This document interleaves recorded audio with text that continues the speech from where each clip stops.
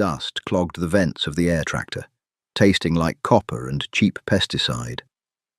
Jess wiped sweat from her eyes, ignoring the rhythmic clatter of failing rivets. Down here, nobody cared who you used to be. Up there, a pair of F-35s was about to drag it all back. 50 feet above the Nebraska corn line, the heat was a physical weight, pressing against the scratched acrylic canopy of the air tractor AT-802. Jess jammed the right rudder pedal hard. The sluggish, heavily laden plane groaned in protest. The turboprop engine shrieked, a high, grating whine that vibrated through the soles of her boots and rattled her teeth. She pulled the heavy yoke back to her chest, hauling the yellow beast up in a steep, gut-wrenching climb to clear a row of high-tension power lines. The landing gear clipped the top leaves of a towering oak tree. She didn't blink. She smelled it before she saw the mist, the sharp, chemical bite of fungicide seeping through the degraded rubber seals of the cockpit. It tasted metallic. It settled on the back of her tongue, mixing with the stale, cold coffee she had choked down at dawn. She coughed, a dry, hacking sound swallowed instantly by the deafening roar of the Pratt & Whitney engine, and leveled out. Her hands moved with brutal, automatic efficiency. Throttle back, flaps down 2 degrees, dump the payload. A thick white cloud trailed behind her, settling over the endless, oppressive expanse of green beneath. She banked sharply, pulling a meager 2 Gs. It was nothing compared to what her body was built to handle, but the G-suit was gone now. She just wore stained denim and a sweat-soaked grey t-shirt. The canvas seat harness dug into her collarbone, right over the jagged ridge of burn tissue that traced from her shoulder to her neck. This was her life. Flying a winged tractor over a sea of subsidized corn. Jess lined up for the final pass. Her eyes, pale and bloodshot, scanned the horizon. She flew the ungainly crop duster the exact same way she used to fly a strike fighter. Low, fast, and entirely on the edge of a stall. She didn't look at the altimeter. She felt the air pressure through the stick. She knew exactly when the left wing was about to lose lift by the subtle, frantic shudder in the ailerons. "Empty," she muttered, her voice raspy from the chemical air. She shoved the throttle forward. The prop bit into the thick, humid air, and she turned back towards the dirt strip. The landing was intentionally ugly. Jess slammed the heavy tires onto the graded dirt, kicking up a massive plume of dust and gravel that peppered the tin siding of the only hangar. She taxied to the fuel pump, cut the mixture, and let the massive engine spool down into a dying metallic tick. Silence rushed in, ringing in her ears. She popped the canopy. The midday heat hit her like an open oven door. Jess climbed out, boots thudding onto the baked earth, and walked towards the hangar. Her boss, a thickly built mechanic named Cole, stood under the corrugated awning, wiping black grease off his forearms with a shop rag. "You took the south turn too tight," Cole said, not looking up. "Heard the prop cavitating from here, Jess. You're going to rip the wings off that piece of shit." "Wings held," she said. She reached into the cooler by his feet, bypassing the water and grabbing a lukewarm, generic brand cola. She cracked it open. "Field's dusted. Weeds are dead." Cole tossed the rag onto a workbench, littered with stripped bolts and spark plugs. "You fly like you're trying to kill yourself, you know that." Jess took a long drink. The carbonation burned her dry throat.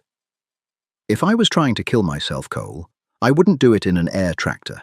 It lacks dignity," he snorted, pulling a crumpled wad of cash from his coveralls. He counted out her cut and shoved it across the table. "Stormfront moving in tomorrow. Barometer's already dropping. We're grounded until it blows over." "I can fly in rain." "It ain't rain, it's sheer," Cole said, looking at her finally. His eyes narrowed. He didn't know her. Not really. She had showed up 2 years ago with a duffel bag, an expired commercial license, and a 1,000-yard stare. I don't care how good your stick and rudder voodoo is. You don't mess with a Midwestern squall line. Go home, Jess. She pocketed the damp bills without counting them. See you Thursday. Home was an Airstream trailer parked illegally behind a rusted silo, 3 miles from the airfield. Inside, it smelled like hot linoleum and old beer. Jess locked the flimsy door behind her, peeled off her boots, and collapsed onto the narrow mattress. She stared at the water stains on the curved ceiling. She was exhausted, her muscles aching from wrestling the heavy aircraft all morning. But as soon as she closed her eyes, the adrenaline ghosts came back. The phantom sensation of a flight suit compressing her legs. The green glow of a heads-up display projecting targeting reticles over a pitch-black desert. The frantic, static-laced screams on the UHF radio. Viper, brake right, SAM launch, brake right. Jess sat up abruptly, gasping. Her right hand was cramped into a claw, gripping a center stick that wasn't there. She cursed, wiping a sheen of cold sweat from her forehead. She walked to the small kitchenette, turned the tap, and splashed lukewarm, chlorine-tasting water on her face. She hated the military. She hated the commanders who gave the order. She hated the politicians who covered it up. And she hated herself for following the flight path. But the terrible, crushing contradiction was that she missed the sky. She missed the violence of a Mach 1 climb. She felt hollow down here in the dirt. Crop dusting was just a nicotine patch for a terminal addiction. She walked over to the small table. Next to a pile of unpaid bills sat a bulky olive-drab box, an old PRC 149 military survival radio. She had illegally spliced it into a civilian power supply. Jess turned the dial. The speaker hissed to life, scanning the encrypted UHF bands. It was mostly static, occasionally broken by the distorted garble of encrypted military traffic from a base 2 states away. She didn't know the encryption keys anymore.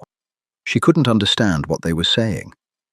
But the cadence of it, the rhythmic, tactical chatter, was the only thing that let her fall asleep.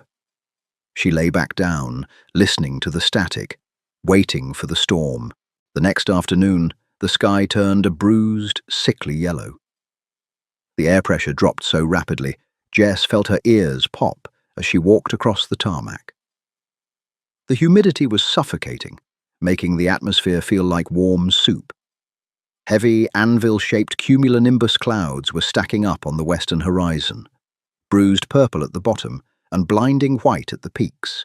Cole had explicitly told her not to fly. But a local farmer had offered double her usual rate to spray a 50-acre patch of soybeans before the rain washed the soil away. Jess needed the money to replace the worn-out brake calipers on her truck. More importantly, she needed to not be in her trailer with her thoughts. She was airborne by 1400 hours. The air was violently turbulent. Invisible pockets of dead air dropped the heavy air tractor 50 feet at a time, leaving her stomach in her throat. She fought the yoke constantly, her knuckles white, sweat stinging her eyes as she maintained a precarious low-level altitude. 30 acres down, 20 to go, she wrenched the plane into a banking turn over a line of limestone bluffs known locally as the Devil's Anvil. The wind shear here was notorious.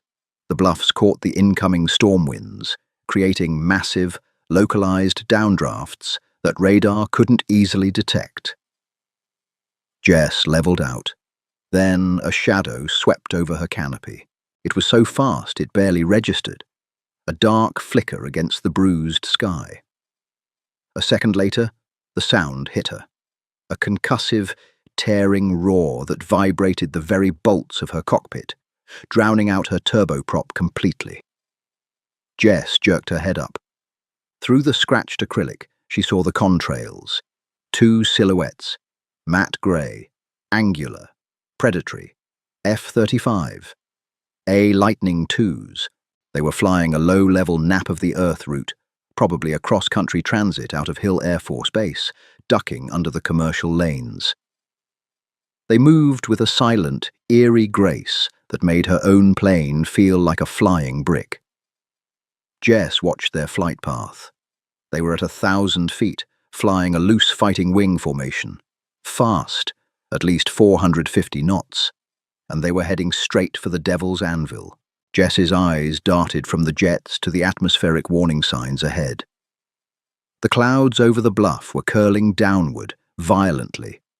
A severe microburst was forming, a column of sinking air that hits the ground and fans out at hurricane speeds. At their altitude and speed, flying into that downdraft would slam them into the limestone before their flight computers could even register the altitude loss. Let the computer boys figure it out, she thought. They have sensors worth more than this entire county. It's not your circus anymore. She gripped her yoke tightly, intending to turn away. But her eyes stayed on the grey jets. They weren't altering course. Their radar was likely looking through the weather, seeing the clear airspace behind the squall, completely blind to the localized, non-precipitating shear dropping right in front of them. Her hand moved before her brain gave the order. Jess reached down to the comms panel. Hidden beneath a rusted plate was a toggle switch wired to the old PRC-149 survival radio she kept in her flight bag, spliced into her headset. She flipped the switch, dumping her transmission onto the Universal Military UHF guard frequency. Her hand trembled. She hadn't keyed a military mic in 4 years. She pressed the push-to-talk button on her yoke. Unidentified flight of 2 on a heading of 260. You are flying into a Class 5 shear. Break north, now. Her voice sounded rusty, too civilian. For 3 seconds, there was nothing but static. Then the crisp, oxygen-fed voice of a fighter pilot filled her headset. The tone was laced with irritation. Civilian aircraft broadcasting on a restricted guard frequency. Clear the net. You are interfering with military traffic. Jess gritted her teeth. The F-35s were miles away now, seconds from the invisible wall of dead air. They hadn't turned a single degree. She keyed the mic again. This time, the hesitation vanished. The civilian drawl dropped away, replaced by the clipped, flat, absolutely commanding cadence of a combat strike leader. Ghost lead, this is an emergency redirect. I said break north, you arrogant son of a bitch. You have a 100-knot microburst dropping off the bluffs 2 miles dead ahead. Break off, or you will eat granite. Acknowledge and execute. Silence. Then she saw the contrails violently snap. The 2 F-35s banked hard right, their afterburners flaring bright orange against the dark clouds as they pulled maximum Gs to climb away from the bluffs. A heartbeat later, the air where they had just been flying turned into a violent, muddy vortex. The microburst slammed into the earth, ripping trees from the ridge and throwing a massive cloud of dirt and debris into the sky. Jess let out a breath she didn't realize she was holding. Her heart was hammering against her ribs like a trapped bird. Idiots. She reached down to shut off the military radio. Suddenly, her digital transponder, a cheap commercial ADSB unit, flickered and reset itself. The screen filled with rapid lines of code. Her headset crackled. But it wasn't the open guard frequency this time. It was a direct, point-to-point transmission. The F-35's MADL, Multifunction Advanced Data Link, system had swept the airspace, pinged her unauthorized military radio, stripped the civilian encryption, and matched the legacy crypto key still buried in her radio's flash memory. Air Tractor 04 Tango. The voice on the radio was different now. The arrogance was completely gone, replaced by a breathless, hollow shock. System correlation complete. I'm reading a restricted file classification on your hardware. Jess's stomach plummeted. A cold wave of nausea washed over her. The metallic taste of fear replaced the pesticide on her tongue. Negative, Jess lied, her voice shaking. I bought this radio at a surplus store. Must be a glitch. -04 Tango, the pilot said. The system is correlating a biometric voice print from your transmission. Jess looked up. The two F-35s had circled back. They dropped their speed, their control surfaces working furiously to stay aloft at such a slow pace. They flanked her on either side, boxing her in. Through the rain-streaked canopy of her battered yellow crop duster, she could see the dark visors of the pilots' helmets turning to stare at her. The radio hissed. Voice print confirmed. Call sign, Viper. The pilot's voice softened, losing all military protocol. We thought you were dead. The rain began as heavy, solitary drops that slapped against the cracked acrylic of the canopy like mortar fire. Jess stared at the two F-35s. They were so close, she could see the rivets on their fuselage, the rain sheeting off their radar-absorbent coating in fine grey mist. The gap in technology between her battered, chemical-stained air tractor and the fifth-generation stealth fighters was laughable. They belonged to the stratosphere. She belonged to the dirt. Viper, the voice in her headset repeated. It was tight, strained with a mixture of disbelief and protocol. Switch to encrypted frequency 09 Alpha. You are ordered to fall into formation and escort to... Jess reached down and violently yanked the comms wire from the PRC-149 survival radio. The silence in her headset was deafening, instantly replaced by the physical, deafening roar of her own Pratt & Whitney engine. Her chest heaved.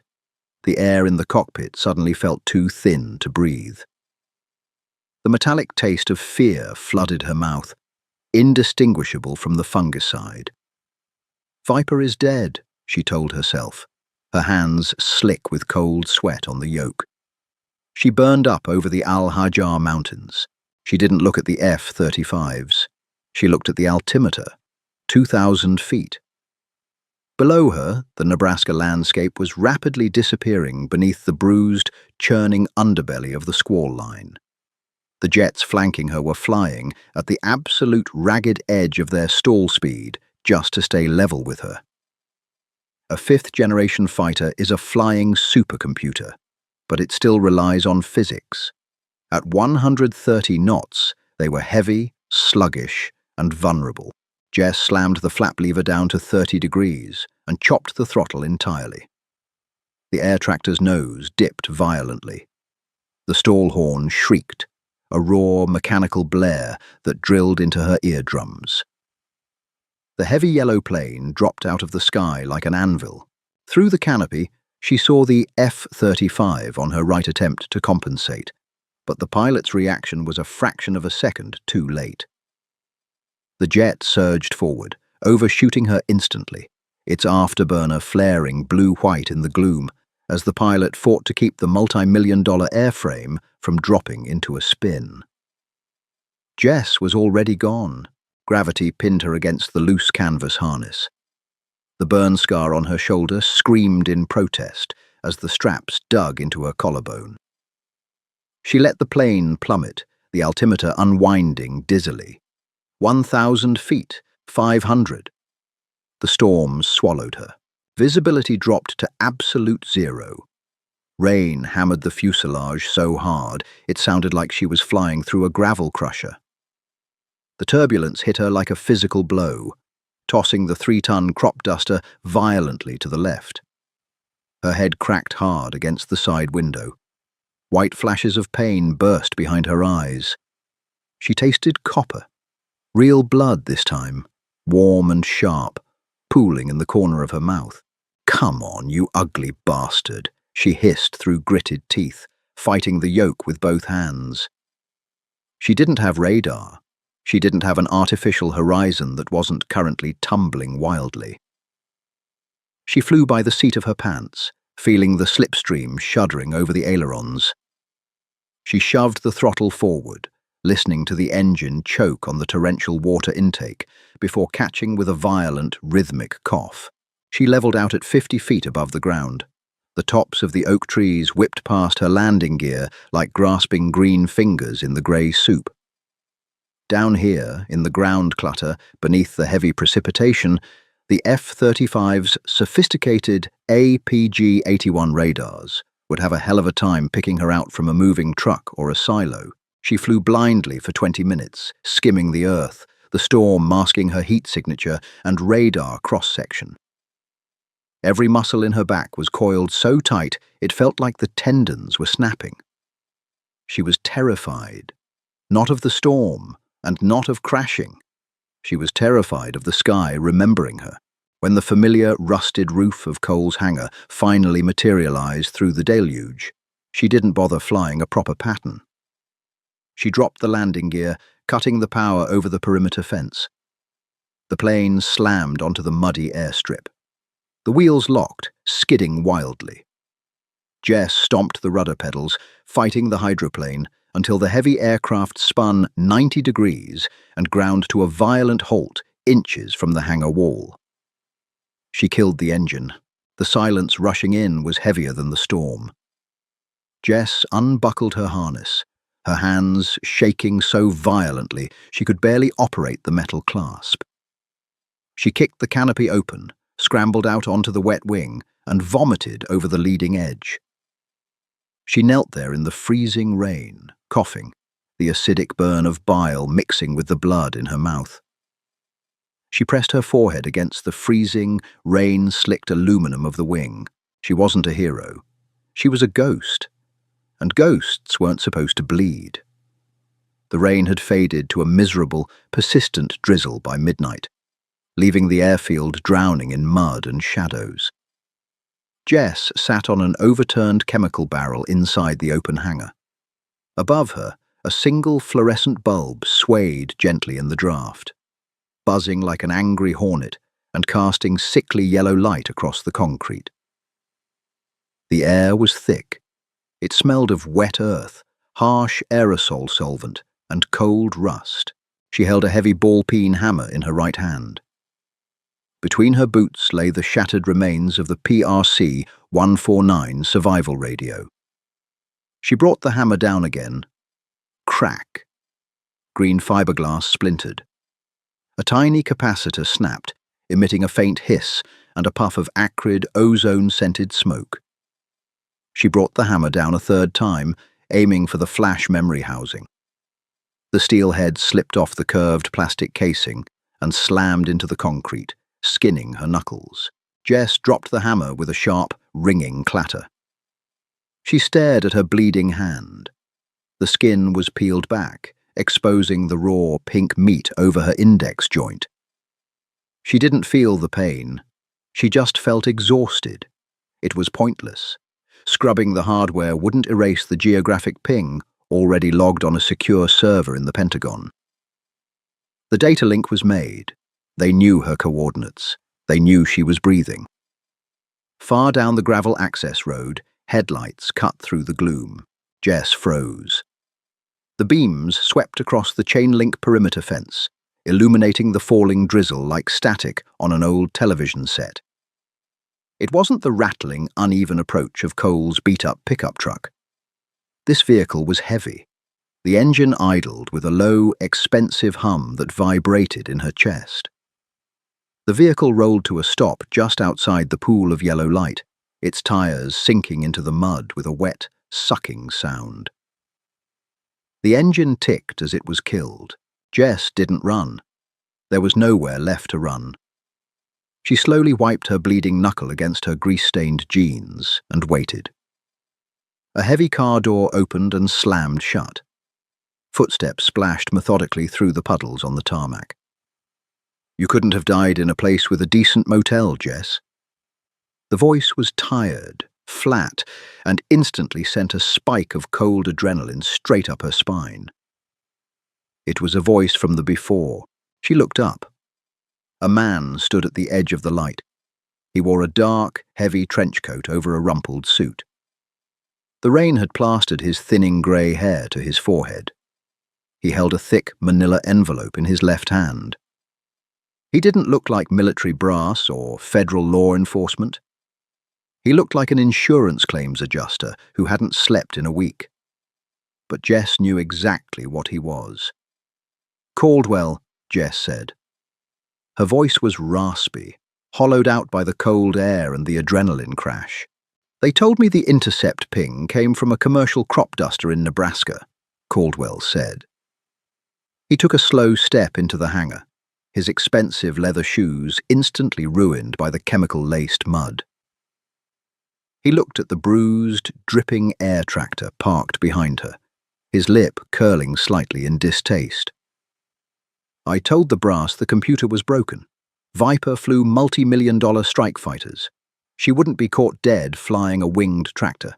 The tractor doesn't ask me to drop incendiaries on civilian grid coordinates, Caldwell. Caldwell flinched.